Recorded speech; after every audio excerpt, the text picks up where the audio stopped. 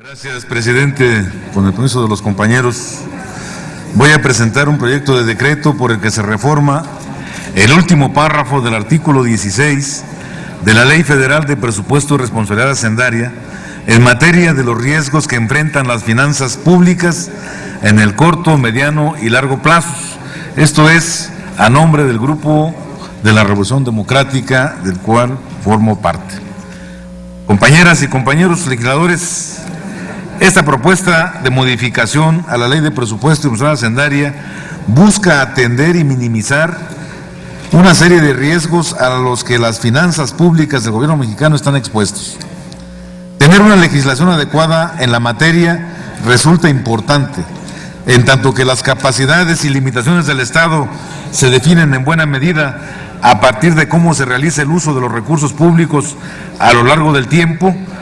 Así, su estabilidad y viabilidad a mediano y largo plazo depende de que el engranaje institucional funcione correctamente en la práctica y que los actores involucrados hagan una labor responsable y cuidadosa.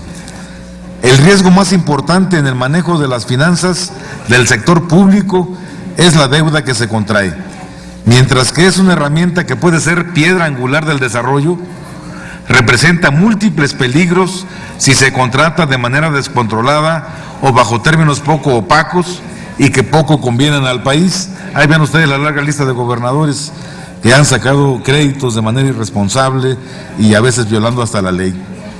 Es por esta razón que el artículo 74 de la Constitución hace parte, tanto al Ejecutivo como al Legislativo, de la elaboración anual del presupuesto de egresos de la Federación y la Ley de Ingresos.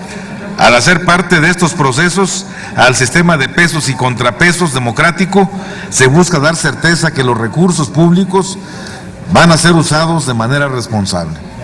Ambos poderes deben de contar con la mejor información disponible sobre las finanzas públicas, en particular respecto al manejo que se está haciendo de la deuda pública. Esto requiere de la colaboración entre los órganos que conforman estos dos entes. Atendiendo las recomendaciones emitidas por la Auditoría Superior de la Federación en su informe general de cuenta pública de 2015, el PRD busca dar certeza a las finanzas públicas en el mediano o largo plazo. Específicamente se atiende a la observación que versa que es necesario establecer que en los criterios generales de política económica se expongan los riesgos más relevantes que enfrentan las finanzas públicas en el mediano y largo plazos, su probabilidad de materialización y estimaciones cuantitativas sobre su posible impacto fiscal, así como las acciones específicas de la política económica que implementará el Ejecutivo Federal para mitigar los efectos de su realización. Con el fin de construir las reservas financieras respectivas en un marco de prudencia y responsabilidad de mediano y largo plazos, coadyuvar a mitigar los efectos de los riesgos fiscales y de los pasivos contingentes, además de generar credibilidad en el manejo de las finanzas públicas. Esta medida abonaría a la transparencia en el manejo de los recursos estatales, haciendo más claros los riesgos fiscales a los que se enfrenta en el mediano y largo plazo y que el Fondo Monetario Internacional define como la posibilidad de desviaciones de productos fiscales respecto a lo que se esperaba en el momento de la elaboración de un presupuesto. La iniciativa que se presenta busca que en los criterios generales de política económica se incluya un apartado cuyo contenido corresponda a los riesgos fiscales de las finanzas públicas mexicanas, siendo los criterios generales un documento de referencia en elaboración y discusión del presupuesto y la Ley de Ingresos anual. No solo permitiría que el legislativo cuente con información más precisa y vigile mejor las cuentas del Ejecutivo, sino que daría a las secretarías involucradas mejores armas para afrontar su trabajo. Específicamente, una medida de esta naturaleza proporcionaría mayor información minuciosa respecto a riesgos como la deuda contingente.